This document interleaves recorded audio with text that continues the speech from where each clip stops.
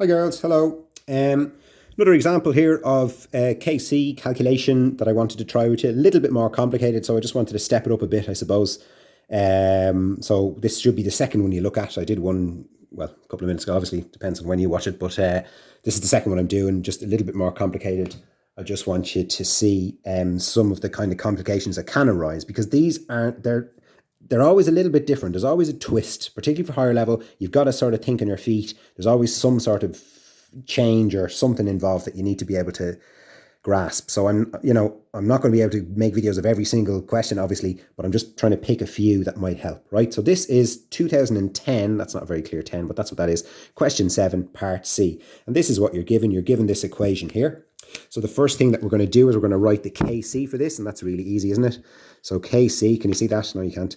KC is equal to, again, we use square brackets, PCl3, because that denotes concentration, and that's actually quite important in this particular one, over chlorine, multiplied by chlorine concentration, multiplied by PCl5. Okay, so that's what we've got there. That's our KC. And again, in an exam question, that's worth about 6 or 9 marks. So happy days, easy marks once you know what you're doing.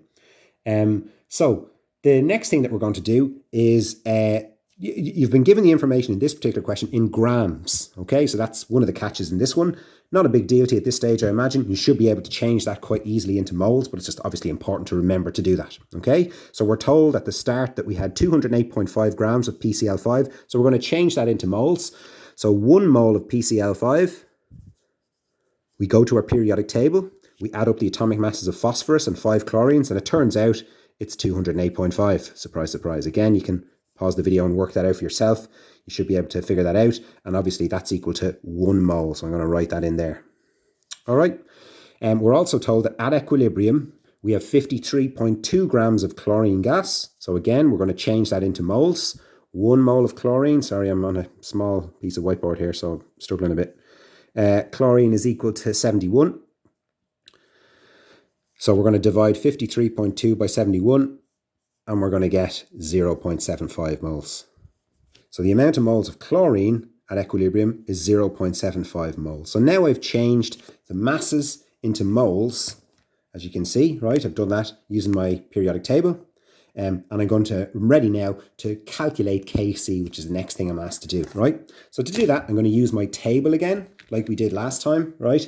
And when it comes to our table, what we do is we fill in the information we know already, okay? So what do we know already?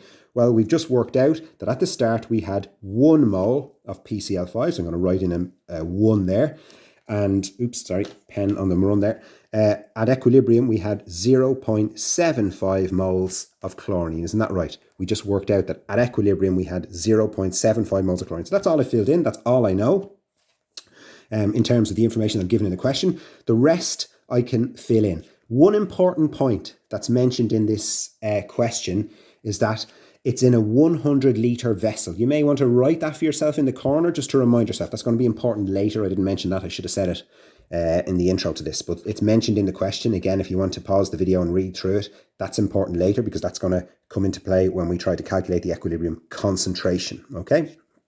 But for now, we're just interested in moles. And we have 1 mole of PCl5 at the start and 0.75 moles of chlorine at equilibrium, right? So if we've got 0.75 moles of chlorine at equilibrium, we have to have the same amount of moles of PCl3 at equilibrium, don't we? Because for every one of these, there's the same amount of these produced. So when it comes to equilibrium, we can write in 0.75 per PCl3 there. Can you see that? That's what I've done. Right, the next thing we're going to do is work out how many moles of PCl5 is left at equilibrium. Now, as we can see from our equation, one of these gives one of these and one of these. So if we produced 0.75 moles of chlorine and 0.75 moles of PCl3, we have to have used, oops, put that in the wrong box, didn't I? That should be there. That one should be at the start, shouldn't it? We have to have used 0.75 moles of PCl5. So that's what I'm going to put in there. Does that make sense? Because we've produced 0.75 moles of both of these, 0.75 moles of this must have been converted into this. So what's left at equilibrium? Well, it must be whatever we started with minus whatever got used up, which is going to be, in this case, 1 minus 0.75, which is 0.25 moles of PCl5. So in our equilibrium mixture, when it gets into a state of dynamic equilibrium, there is 0.25 moles of PCl5, 0.75 moles of PCl3, and 0.75 moles of chlorine. However, remember, we need to know what the concentration is. That's what these square brackets mean. It means concentration. And like we said, that's 0.25 moles in 100 litres. But obviously, concentration is moles per litre. So how do we do that? We have to divide by the volume we've got. So what we're going to do is we're going to divide each of these numbers by the volume that we carried out our reaction in, which, as said in the question, is 100. Okay, it's 100 litres. So we're working out moles per litre. Remember, this happened in a 100 litre vessel. So we're going to divide 0.25 by 100 to give us 0.0025.